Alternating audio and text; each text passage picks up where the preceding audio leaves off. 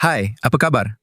Saya Dr. Alexander Mota dan dalam video hari ini, kita akan terus bercakap tentang kaki, tentang rasa terbakar itu, rasa sakit yang tidak selesa di tapak kaki. Ada satu cara yang sangat mudah, sangat praktikal untuk kita memperbaiki saraf yang membawa sensasi dari tapak kaki ke otak kita. Jadi, lihat kaki.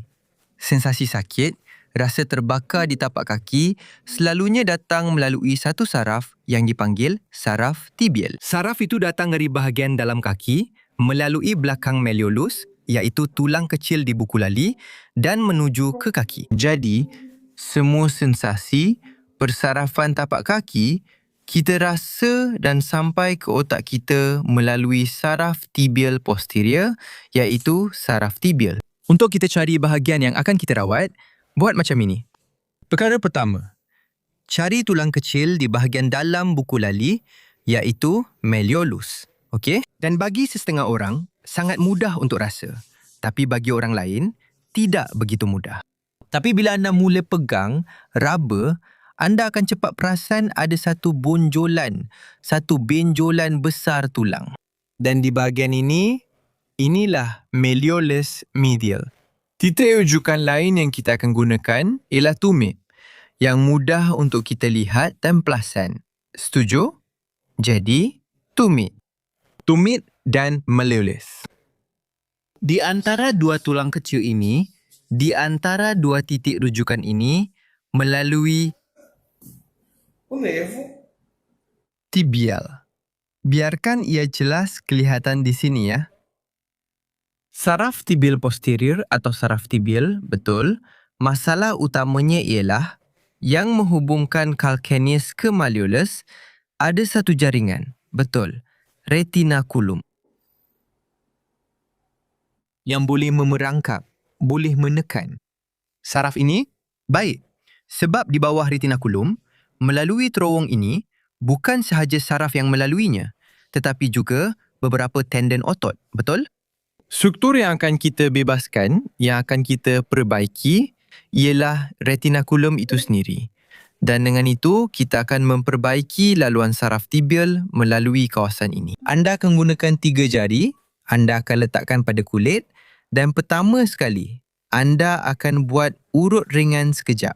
Lihat, ke depan, ke belakang. Ke depan, ke belakang. Seolah-olah untuk memanaskan, untuk menghangatkan tisu ya. Selepas itu, arah yang satu lagi dari calcaneus ke malleolus. Dan akhirnya, anda akan lakukan seperti ini. Pusing ikut arah jam, tahan selama 1 minit setengah, lepaskan, pusing lawan arah jam dan tahan selama 1 minit setengah. Perhatikan bahawa tangan saya tidak tergelincir di atas kulit ya. Ia melekat pada kulit dan bawa kulit ikut arah jam selama 1 minit setengah, lepaskan, lekatkan pada kulit, bawa kulit ikut lawan arah jam 1 minit setengah. Satu lagi perkara yang boleh sangat membantu di sini, kita boleh perbaiki pergerakan tumit.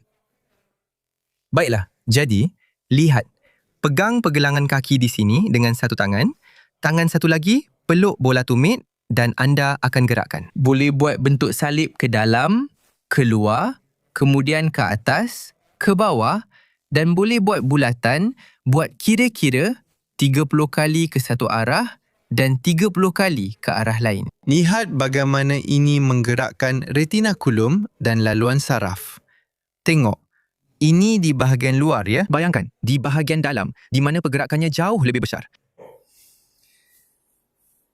Selepas anda buat pelepasan secara langsung dan pergerakan tumit bertambah baik, tinggalkan di ruangan komen sama ada ini melegakan atau tidak kesakitan tersebut. Rasa terbakar di kaki anda. Saya nak minta satu lagi perkara daripada anda. Kalau anda teringat seseorang yang ada sakit, rasa terbakar di sini atau selalu mengadu ada masalah di kaki, hantarkan video ini kepada dia.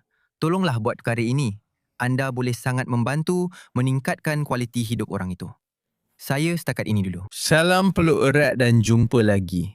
Macam mana? Tinggalkan komen di situ. Baiklah. Kalau anda teringat seseorang yang ada sakit di kaki, hantarkan video ini kepada dia. Tolonglah. Jangan hantar yang itu lagi. Ya Allah, susah betul saya nak bercakap. Dan dah letak komen kat sini ke kalau dah membantu? Kalau belum, letaklah saya tunggu.